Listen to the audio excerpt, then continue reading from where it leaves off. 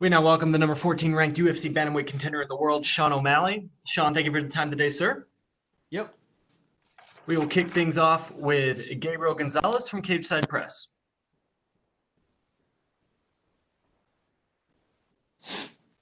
Hey, Sean. Hi. So, to put it bluntly, you get called out a lot. And I want to know how much of it do you think is guys trying to use your name to boost themselves? And how much is it they're just hating on the fact that you're a young guy getting all the attention? Probably a little bit of both. You call out someone with a big name, that just makes sense. I think that's why Conor got called out a lot. You fight like Chito's getting a co-main event spot because he's fighting me, so it's not that he called me out, but you fight me and you get, he's fighting on a co-main event, so it makes sense. It never, I never think of it as personal. It's business. It's what they should be doing. If they can't, get as big as a fan base as I can with their performances, they're gonna try to beat me. So makes sense. You've gotten to see a lot of fighters, I'm sure, just as a fan and now being in the sport, make that jump from prospect to contender. Is there anybody's rise you remember watching that you were like, you know what? I want to have something like that epic jump in competition and become a star. I think obviously Connor's career went well. Israel Adesanya's career went well, and I feel like I'm on a similar path like that. Your nickname is Sugar. Do you have a favorite post-fight dessert? Dessert, I don't know. Usually pizza is just kind of the first thing that I'm craving after weigh-ins. I want pizza for after the fight. What kind of toppings are we serving up?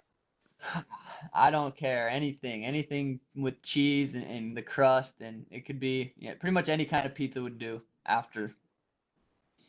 My final question. Obviously, with the pandemic, there's no telling when things will go back to normal.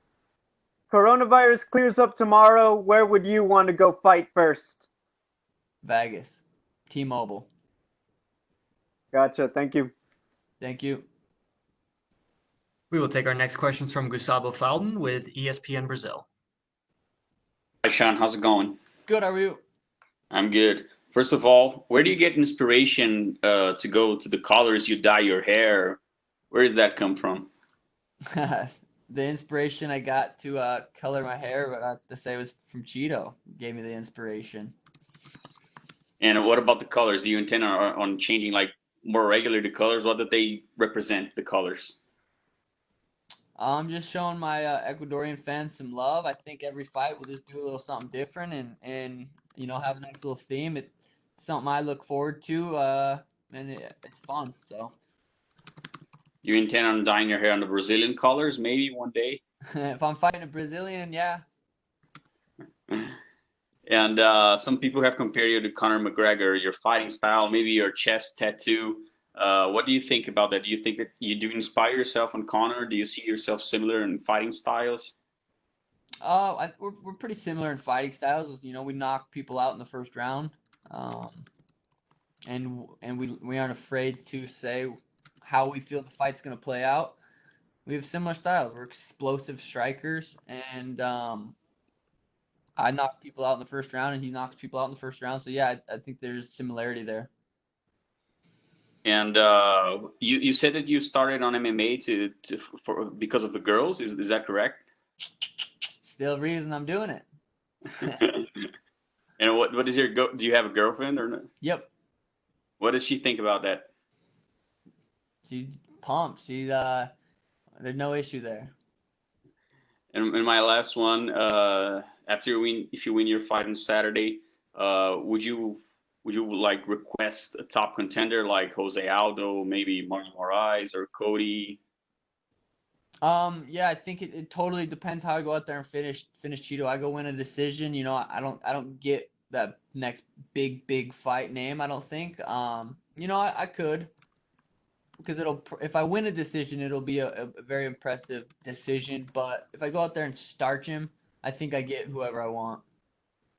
Okay, thanks, man. Thank you. And we'll take our next questions from Damon Martin with MMA Fighting. I know we talked before about the mental warfare and kind of how you're mastering that art with the hair, doing the Ecuadorian flag. Are you kind of having fun with that? And I know Chito said it doesn't bother him, but do you kind of enjoy that, just that little dig of the Ecuadorian flag in your hair? Yeah, I didn't think it would really bother him. If me changing my hair color got in his head, that might be too easy of a fight. I don't think it's gonna bother. I'm not doing it to get into his head. It's just for fun. The fans love it. The media, it's something to talk about. Last time I did my hair, it was, that was the whole fight week was about my hair. So, it's something to talk about, and it's just showing some love. When watching Embedded this week, before you left for Vegas, we saw the setup you have at your house with your Twitch setup, and you have the background with the Sugar Show and everything. Obviously your focus is fighting, and you've always said that to me. Fighting comes first, but you are treating this also as a business. I mean, how do you balance that in your head? Because you understand that doing the things you're doing are helping you get that attention. I'm sure eventually getting you higher contracts, better sponsorships, opportunities, things like that. But at the end of the day, you need to go out and win fights. So how do you balance that in your head? Yeah, there's a lot of free time being a professional athlete. Say you train twice a day, you still have a good amount of free time during the day, and I just capitalize on that with the Timbo Sugar Show podcast, with my Twitch stream, with my own little YouTube things that I do. It's you have a lot of free time, and I just capitalize on that, and you can make money doing all those things, and I enjoy doing all those things. So it just makes sense for me to do stuff like that. When you hear, some, whether it's fighters or whoever, complaining that you're getting so much attention and you're getting co-main events and, things like that, do you feel like that, other people just aren't taking advantage of the things that you're taking advantage of, like your Twitch stream, like, all the things you're doing to get yourself the attention? Like, it's not like you're doing it by accident. You're doing it to get the attention. Well, say I'm not streaming or doing anything I'm doing, but I'm still knocking people out. That's why I'm in the co-main event spot. Not because I stream, not because I have 1 million followers on Instagram, not because of anything else. It's because I'm knocking people out and putting their lights out. That's what it is. You knock out, like I knocked out Alfred, made Snoop Dogg go crazy. I knock out Jose Quinones on my 2-year comeback. I knock out Eddie Wineland, opening up the big pay-per-view. It's not because I'm doing anything other than knocking people out. And last thing for me, Sean, when you get to this level where you are, on that path to stardom, and I think a lot of people would say you're already a star, but the flip side of that is with stardom also comes that fame, and we've seen a lot of people kind of crumble under that fame, whether it's getting in trouble outside the cage or just that spotlight constantly being on them, never having a moment of peace to yourself. How do you feel like you're adjusting to that part of life where you kind of know at all times you're under the microscope? Yeah, I think I'm doing good with it. It's not, if I want to not stream or not do the podcast or not make a YouTube video, I can stay home and not and get away from everything. So it does. I don't feel like I'm trapped in it. I feel like if I need to get away from it, I can. And I do enough to where I'm not too stressed out. But yeah, I think I'm handling it well, and I think I kind of was able to prepare for it those 2 years I was off. After that Andre fight, I got a little bit of notoriety and fame, breaking my foot and continuing to fight. And I think those 2 years off, I got to think a lot about it and understand that I have to just stay grounded, keep the same circle around me, and keep doing what I'm doing and enjoy life and enjoy the little things in life to keep me humble. Thank you, Sean. Best of luck this weekend. Thank you. We will take our next questions from Augusto Niez-Gay from Somos MMA. Hi, Sean. How are you? Hi. So how are you adapting to this different fight week and the pandemic situation? Are you getting used to the new procedures and all that? Yeah, I did it 2 months ago. Nothing really changed, so it's it really does. It feels like we didn't even leave Vegas. Went back to Phoenix, trained, came back, so it doesn't feel like we really left. Is there anything that you miss from the life before the pandemic? Literally, the only thing if I could change anything, would have fans in the stands, and that's it. Other than that, life for me is pretty normal. I enjoy life still. Nothing really changes too much. And talking about the fight, is there any aspect of Chito's fighting skills that you think you should be careful of? He's in the UFC. He's tough. He's beat people in the UFC. He's finished people in the UFC, and he's never been finished. So he's all around. It's a tough fight. It's a good fight. He's my toughest opponent to date, and with that said, I'll probably still drop him in the first round. Okay, and if you win on Saturday, when would you like to come back to the octagon? To be determined. We'll see. It depends how the fight plays out. Depends how healthy I am after. Depends who's coming off a win. It's too hard to say and for me to predict right now. My last, Merab Valisvili said a few moments ago that if both of you win your respective bouts on Saturday, a fight between you two would make sense. What do you think about that? We'll see. Okay, thank you very much and good luck on Saturday. Thank you. We'll take our next questions from Pablo Santamaria with Notima, Ecuador. Hello, Sean. How are you? Good. How are you? As an Ecuadorian, I want to ask you, why did you decide to paint your hair the color of the Ecuadorian flag? For you. Many people see it as a provocation for Chito, but others think that you're showing respect not only for Chito, but for the whole country. Yeah, it's just they're cool colors, and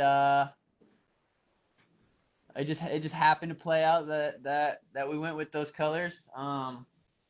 I'm just showing the Ecuadorian fans some love. I get messages all the time, and just showing some love. You want to send some message or say something to your Ecuadorian fans? I love you guys. My hair is the color of you guys' flag, so that's a sign of respect. I'm showing the love. Someone, you guys got to go for someone after I bust up Chito. Might as well go for me.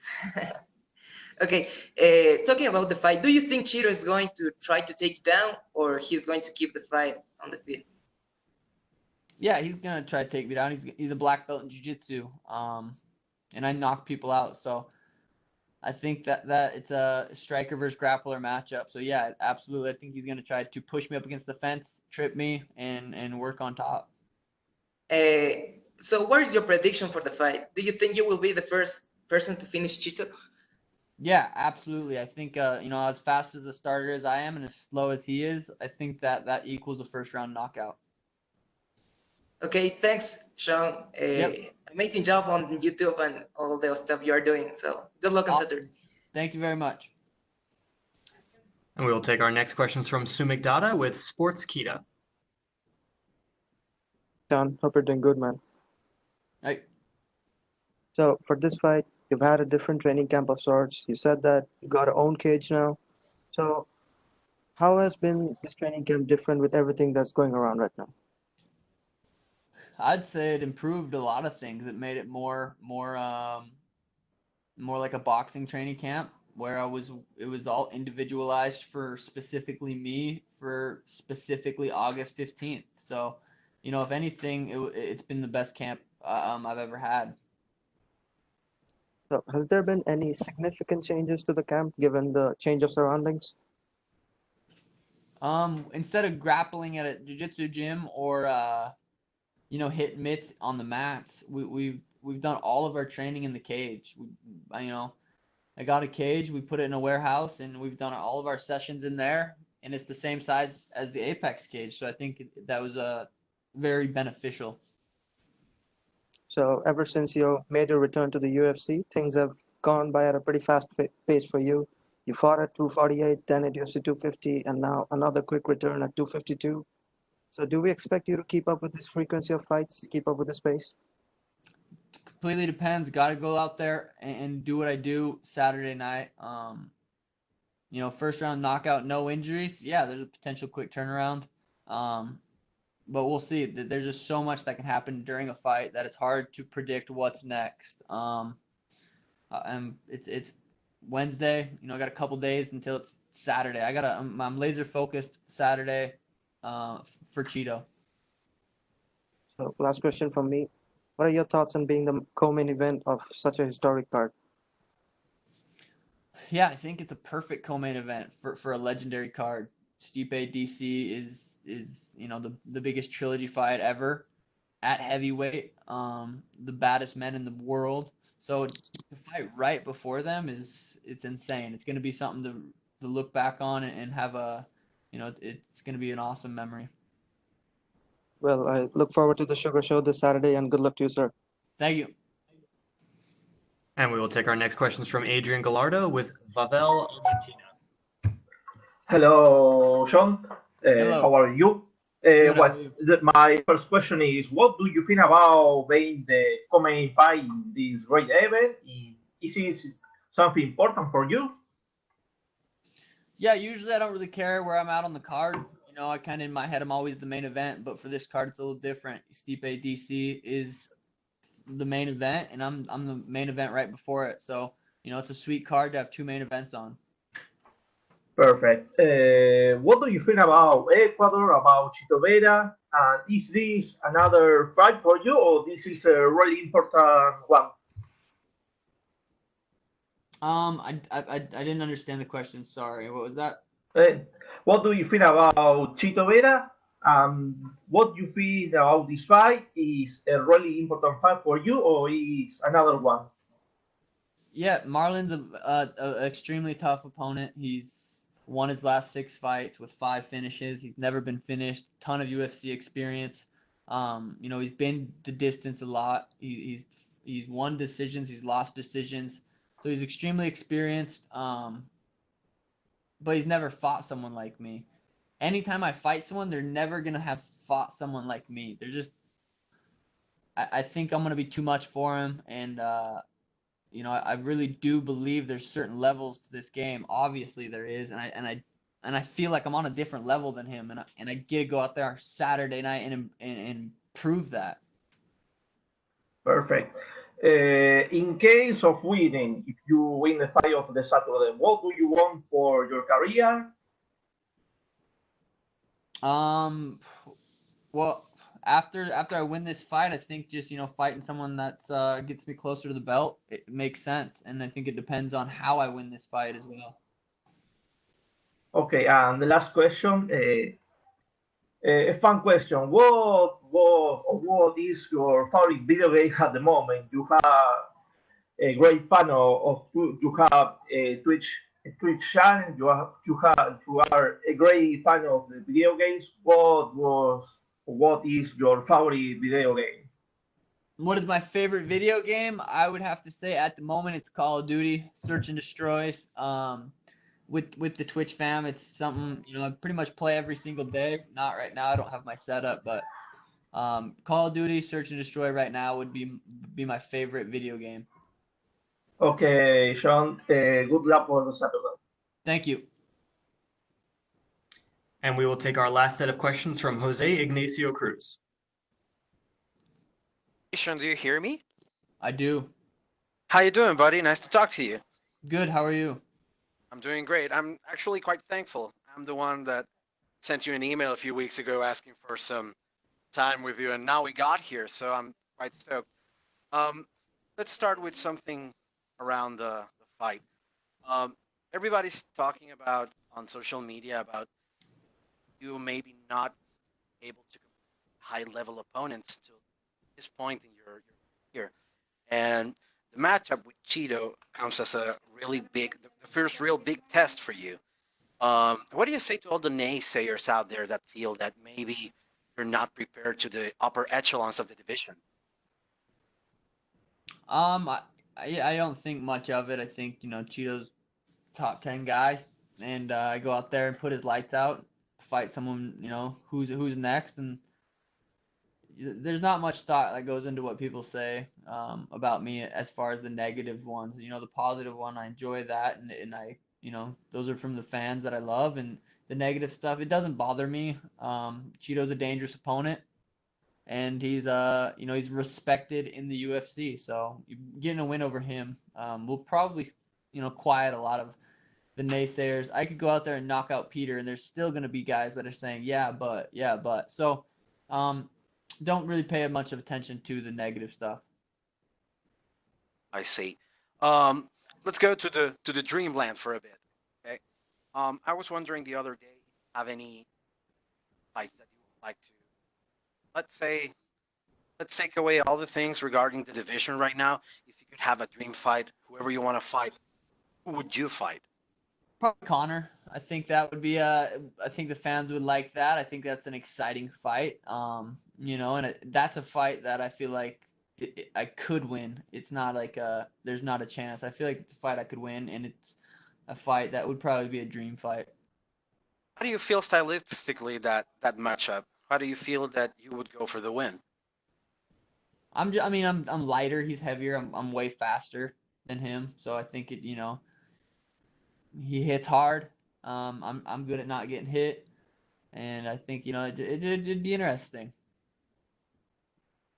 Okay, man. Best of luck on your fight, and don't let anybody tell you something about your. Thank you, Jose. Do you, baby? Have a great fight on Saturday. Thank you. Thanks. Thank you so much, Sean. That is all the time we had for you, sir. Perfect. Thank you.